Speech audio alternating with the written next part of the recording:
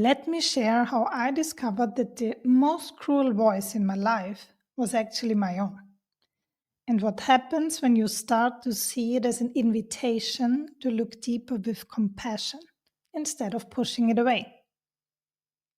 When I started on this path as a coach, I thought that success meant doing it right, following the strategies, working harder, being more productive, moving faster, having the perfect marketing tools.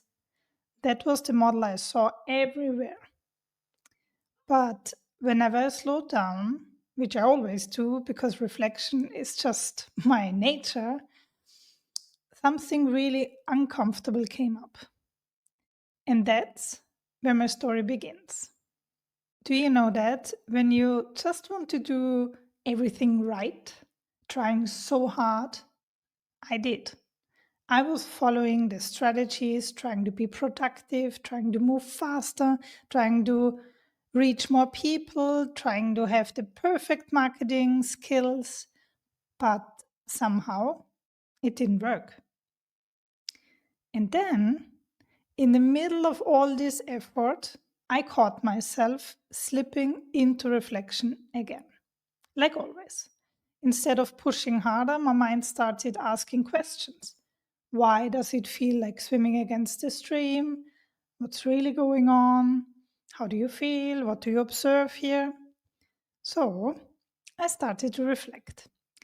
And that's actually when the cruel voice started to show up. It said, "You're so lazy. You're wasting your time. You will never make this. Come on, what are you doing here? What's wrong with you? Why can't you just get it right?" And it went on and on and on. And for a moment, I believed it. I suddenly felt so much shame and guilt for who I was and what I did. And I tried to push myself back into this business mode to be more like all these people around me I compared myself to. But inside, I felt this tension growing, and the cruel voice got louder and meaner. And luckily, when it was on its peak, thanks to many decades of inner work, I know when this voice becomes so ridiculous, cruel, it's nothing I need to believe, even when it feels real. So I knew when the voice gets that cruel, something deeper is happening.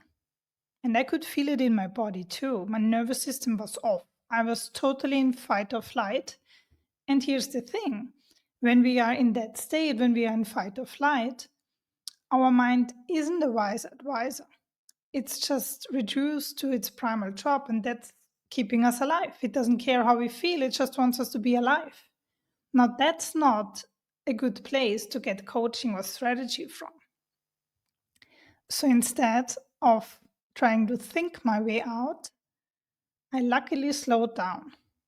I observed and I remembered emotions are messengers. So they point to something that wants to move. And if I can be brave enough to feel all of them, then the pain transforms into a gift. So again, I reflected. I slowed down. I felt the shame. I felt the guilt. I felt the pain, allowing myself to be there with whatever came up. And this time, I had such a big aha moment. I suddenly realized reflection isn't wasting time, it's awareness. It's like pausing on a hike, when you check your map, but also when you're lifting your eyes and look everywhere around. If you don't pause from time to time, you risk missing the beauty around you or walking into danger. Awareness is what keeps the journey alive and aligned. And that's when it clicked. How I do things, it's not fundamentally wrong. That's just a limiting belief, but not the truth. So, my joy for reflection and philosophy and deep thinking isn't actually laziness, how I called it, it's exactly why I am a coach and why I can help people so powerfully to transform their lives. Because through that, I can easily sit with paradox, untangle it, and shine clarity for others. And I love doing that.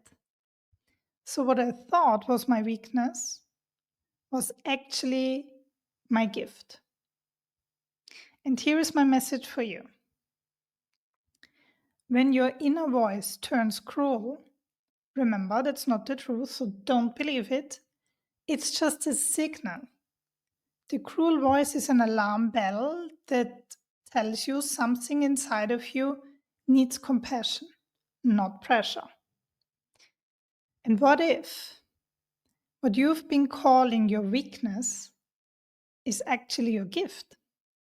Don't try to cut pieces of yourselves off or try to be like other people, because your quirks, your preferences, and even your dislikes, they are not here by accident.